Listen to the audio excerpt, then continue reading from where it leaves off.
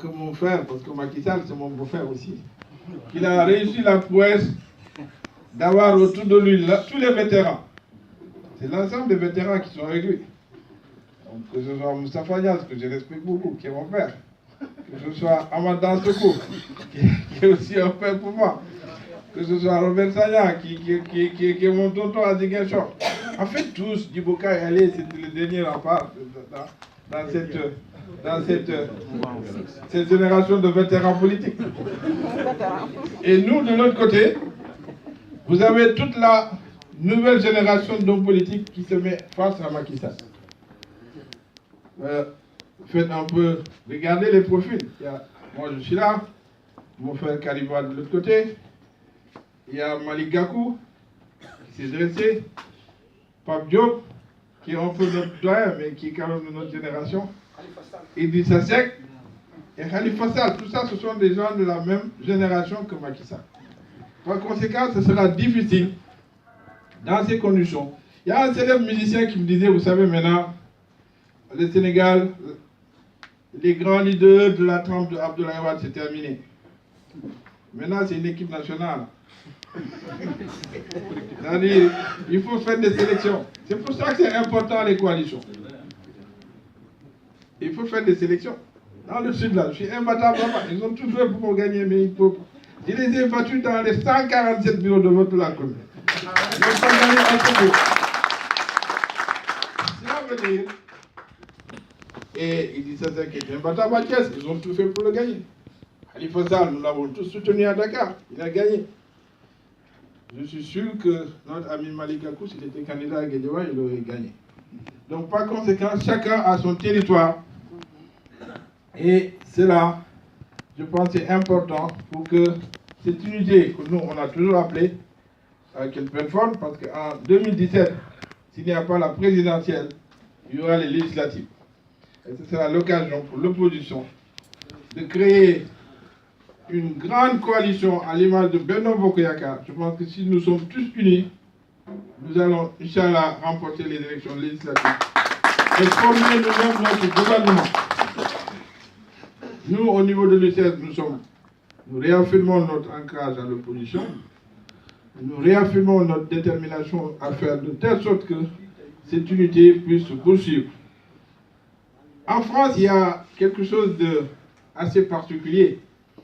Le FDR dont parlait tout à l'heure notre ami Fall.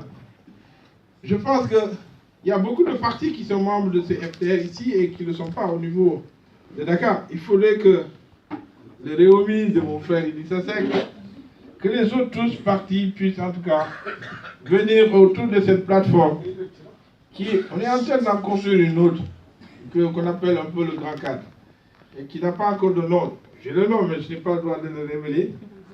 On a déjà mis en place un fonds pour la transparence des élections.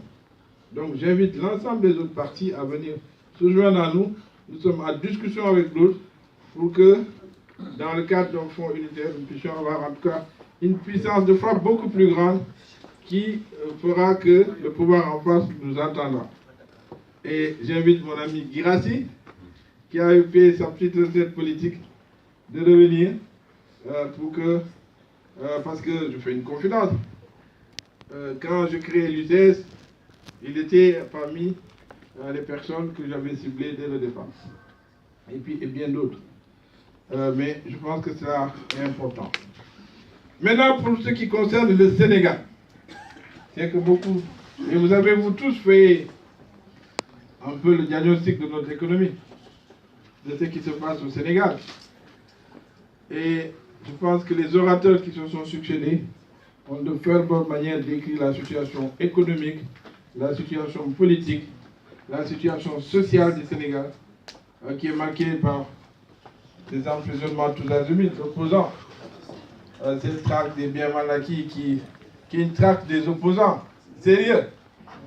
Parce que chaque fois que votre tête émerge de l'eau, il faut la couper.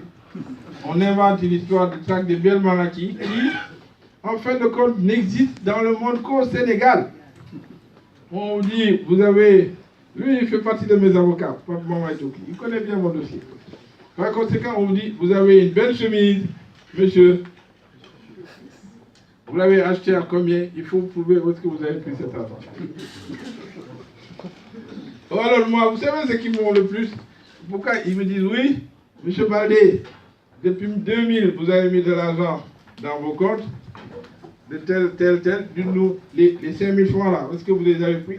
Et ça, c'est inimaginable.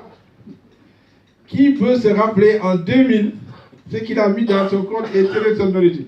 Vous tous ici, on vous a donné de l'argent que vous avez dans votre, qui n'était pas votre argent. Et qui plus est, in fine, il n'y avait rien du tout dans nos comptes. Ils ont inventé les chiffres qui sont. C'est pour ça que les gens ont du mal à expliquer ce qui est en train de se faire. Mais soyez rassurés que le combat va continuer, que le Sénégal est dans une situation que tout le monde connaît. Aujourd'hui, les chiffres qui sont sortis, quand on remettait le Sénégal à l'actuel pouvoir, les chiffres de notre PIB par habitant étaient de 1048, presque 1050 par habitant. Ils ont essayé de faire des efforts. Jusqu'en 2014, c'était à 1075. Et puis, patatras. Cette année, on est à 934. Donc, où est l'émergence dans ça? On dit qu'il y a une émergence. Mais il y a une régression.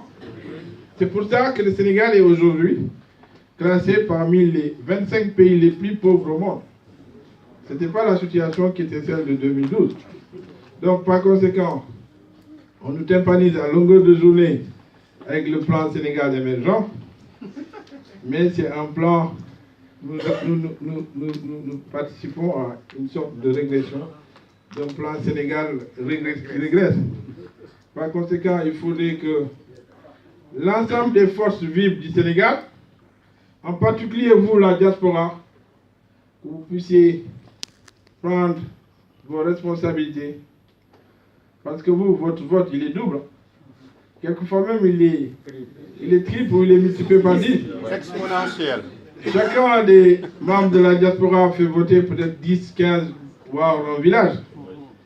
Donc, votre responsabilité est importante. Vous devez prendre conscience du fait que le Sénégal est dans une situation déplorable. Et que depuis 1960, en fait, ça c'est la responsabilité aussi des élites politiques africaines. Quand vous partez, moi, mon père vient de la région de Kola. J'y étais pour entrer dans la case de l'homme quand j'étais jeune, j'avais peut-être 6 ans. Je suis retourné là, mais rien n'a changé là-bas. Au contraire, les conditions se sont dégradées. Parce que nous, les hommes politiques, chaque fois qu'on est en tournée politique, les chefs de village, en fait, les élus locaux du coin nous disent oui, on a besoin de ça, on a besoin de ça. Pour avoir des votes, on leur dit d'accord, on va le faire. Mais après, quand on sort de là, pris par tout ce qui est la contrainte d'exercer un pouvoir, on oublie les choses et les pauvres paysans continuent à rester dans les conditions où ils étaient. Alors nous, dans notre parti, on s'est dit que le constat est déjà fait. Les mots du Sénégal sont connus. Partout où vous partirez, les gens vous diront, Monsieur Baldé, on n'a pas de l'eau, on n'a pas de route, on n'a pas d'électricité, on n'a pas de case de santé. Quelquefois, ils vous disent, on n'a pas de mosquée, d'autres vous disent, on n'a pas de chapelle. Donc les problèmes sont connus. Ce n'est pas la peine de faire des conseils de ministres décentralisés pour connaître le problème des Sénégalais. Nous, on s'est dit qu'il faut faire des plans et des programmes spéciaux qui vont faire de telle sorte que nos territoires seront développés. Le PSE, là, si on le mettait en PSE décentralisé, peut-être que ça aurait donné des résultats encore meilleurs que de construire des infrastructures qui sont déjà pas très rentables au niveau de là où elles sont faites. Mais il est important de bâtir les bases d'un développement durable au niveau des territoires et au niveau des régions. C'est pour cela que nous, au niveau de notre parti, nous nous sommes dit qu'il faut mettre en place des programmes spéciaux par région.